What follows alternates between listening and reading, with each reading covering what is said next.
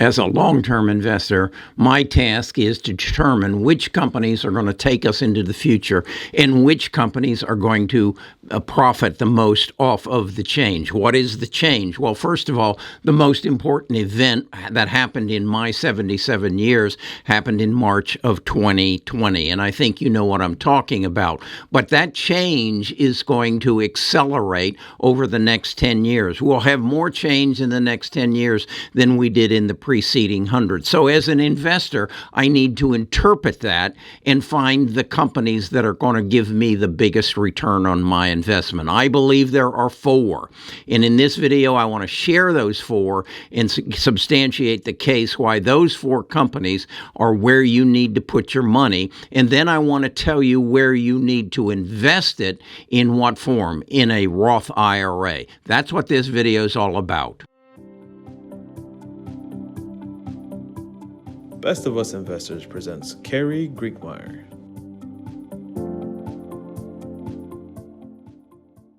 So if change is the driving force, I need to understand what is going to change. Well, the biggest developments are going to be in artificial intelligence, machine learning, and quantum computing. If I know that, I then need to say, how is that going to affect my world as I live in now? Well, there are 4 companies that have been developing the ability to take the data that they've been collecting over the last 40 years, plus the data of 2,000 years before that, in analyzing it to help me have a better life. What might be a better life? A healthier life, a longer life, a more economic life, a more prosperous life. How will that data then be divided and sliced and digested so that it will make my life better? It's going to be an extension of the digital revolution. So who are the 4 companies that have gotten us here to where we are now? Who are the 4 companies that have gathered all this data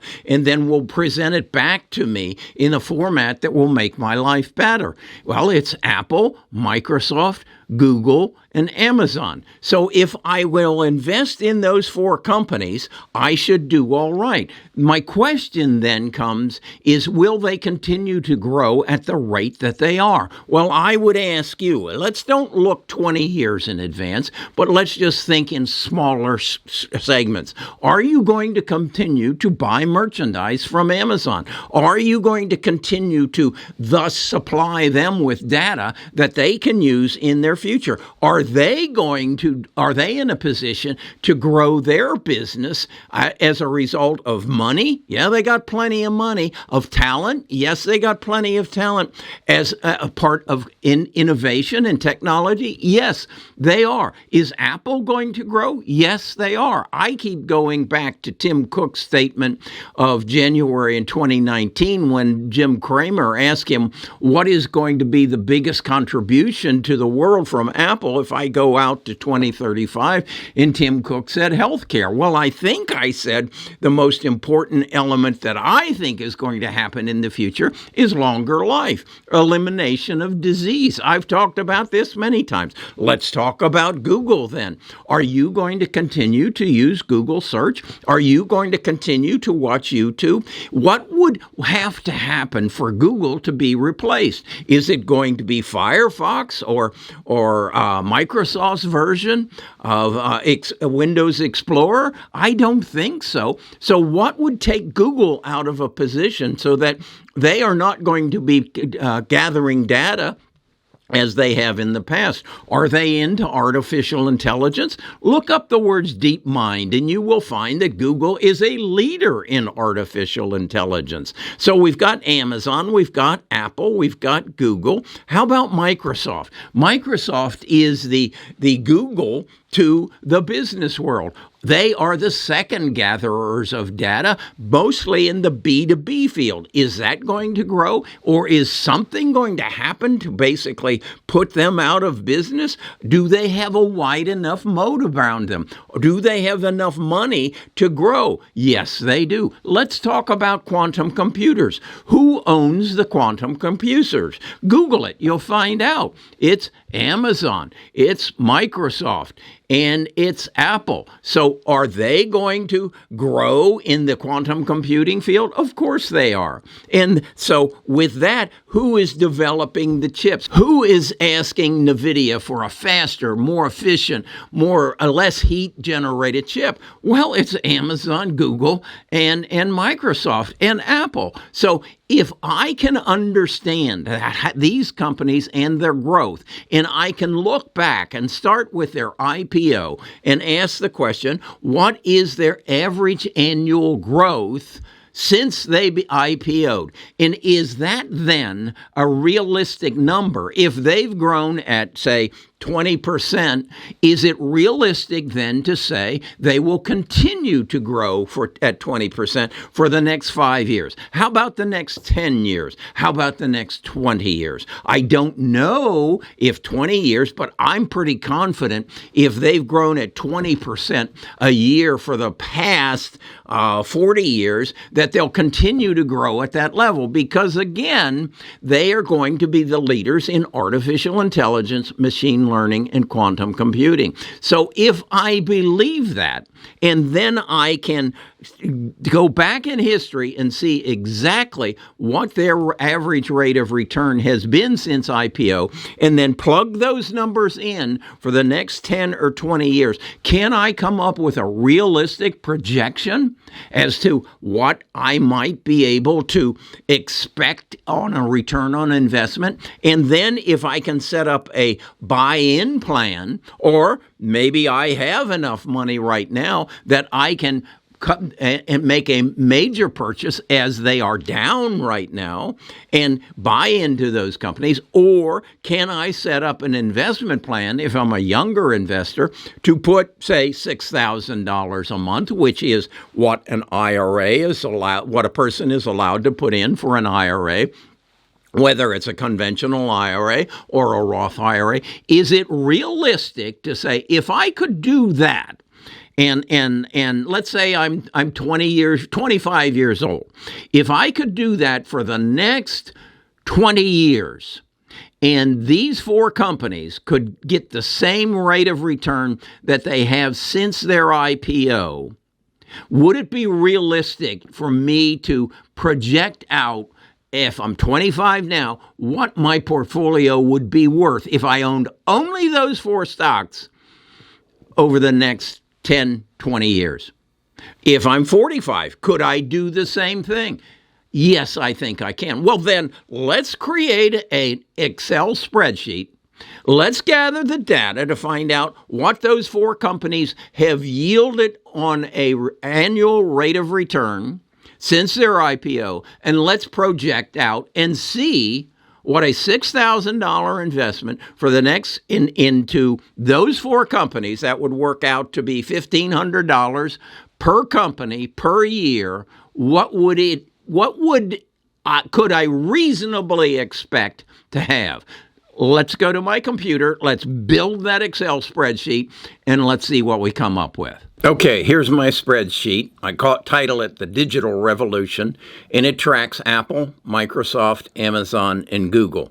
Then I've started that in the year they IPO'd, and what I've done is researched and found their rate of return each year since their IPO. You'll notice I've highlighted the 2000 dot-com bubble, the 2008 subprime crisis, to give you some representation. Then I did basically the same thing on Microsoft. I found out what their annual rate of return was each year, did the same thing on Amazon. And I want to point out that all of these stocks suffered the same kind of fallback that they are currently. 80% on Amazon in 2000, followed by a 30% drop in 2001. And then I've done the same thing on Google. So I've tracked them since their IPO. What I then did was bring it all the way up to where it is today. Apple's down 11% thus far this year. And I've got two numbers there. One is the 35% represents the average rate of return since 1982. The one in green represents their average rate of return since 2008. So there's a difference. In all cases, I'm going to use the smaller number for my projections in the future. That particularly plays out with Amazon. As you can see, if I use their full history, it's an average rate of return of 75%. I don't think that's realistic, so I went with the 45%, which is their average rate of return since 2009. So that's how I built the chart. And as I say, I did it for all of them.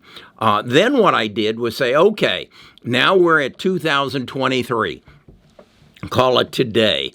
And Amazon or Apple had an average return of 35%. So I've projected that out, that they will have some years that they'll do 46 and they'll do some that they do a -7.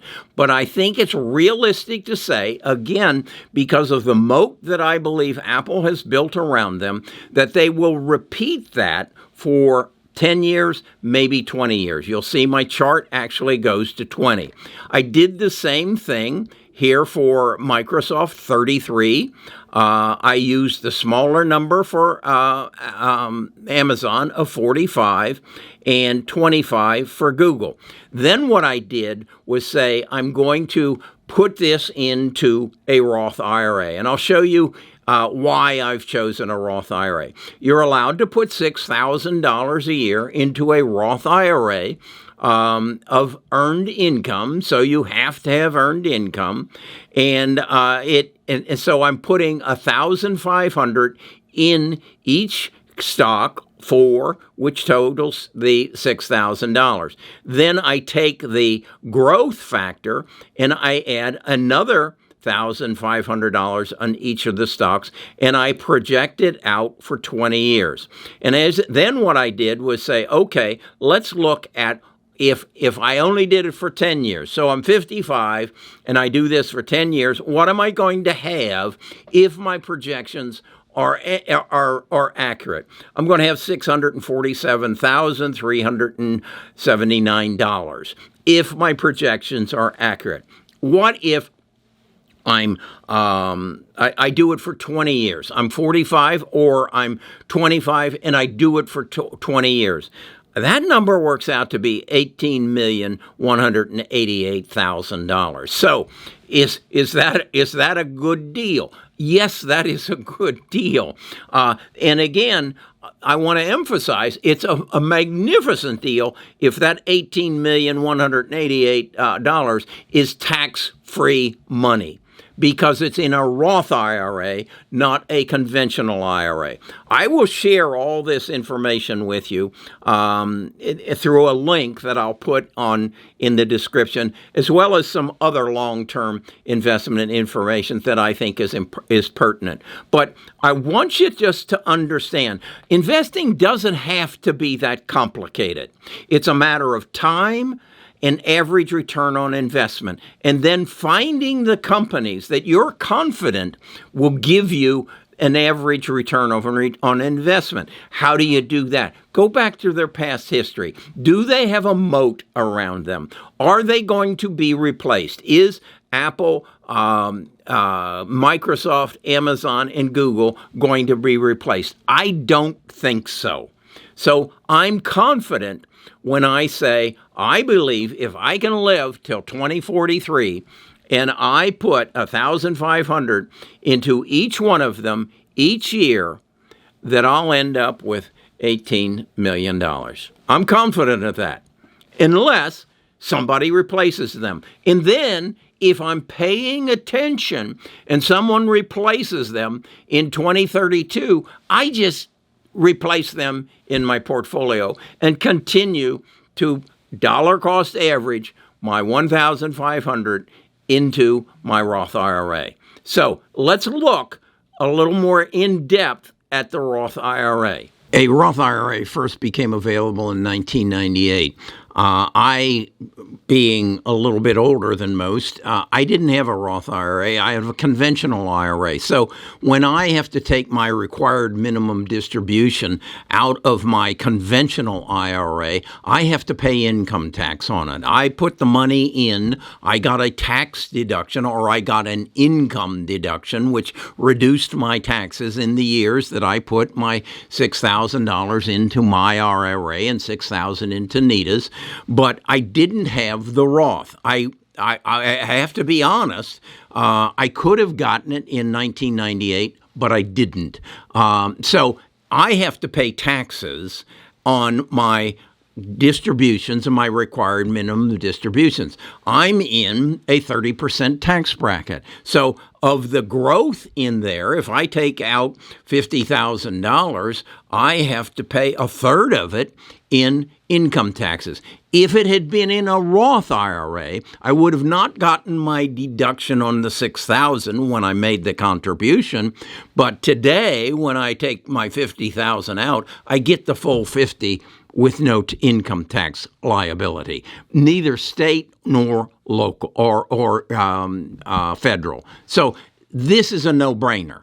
This is a no-brainer, really, no matter how old you are. So what I did was I created another Excel spreadsheet. I love Excel spreadsheets. If you don't know how to do it, it is a window into the future. You can put down any basic premise and say, if this happens and this happens, what would then happen next? So I want to share this Excel spreadsheet with you as well. And again, in the description, there'll be a link, and I'll send you both of them, along with some other real important information. So what I did here was basically give you different ages at when you started it, and then I gave you the return on the S&P 500, which is 7%, the NASDAQ, which is 13%, and then I said basically if you were a little bit more aggressive, that it might be 20%. But as I said, and you just saw, if you put it into the 4 stocks I believe you should, you're going to exceed the 20%. But again, this will give you, what I really want this to do is give you motivation to say, yeah, I'm this age, and if I do this, if I commit to this, whatever, if I'm just conservative and I just put it in an S&P 500 index fund, this is what I'll end up with. But if I'm more aggressive, and then if I'm even more aggressive, and I believe what Carrie is saying, that if I'll invest in Apple, Google, Amazon, and Microsoft, I'll even exceed this 20% number. I don't think it can go wrong. I really don't. And again, let's assume then, and I'll use the example. I used to work for Polaroid, a magnificent company, and a growing company, but they didn't change.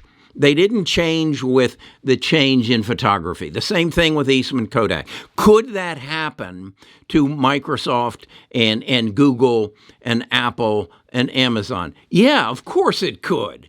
But is it likely? I don't think so. I hope the CEOs of those 4 companies learned from the mistakes of Polaroid and Google and Sears Roebuck and Xerox, and the list is long. And I hope you learned from it, and you build your portfolio and you follow it. One of the things I've just recently done was put my portfolio on my phone. And I did it by getting a mobile app. I got it through MooMoo.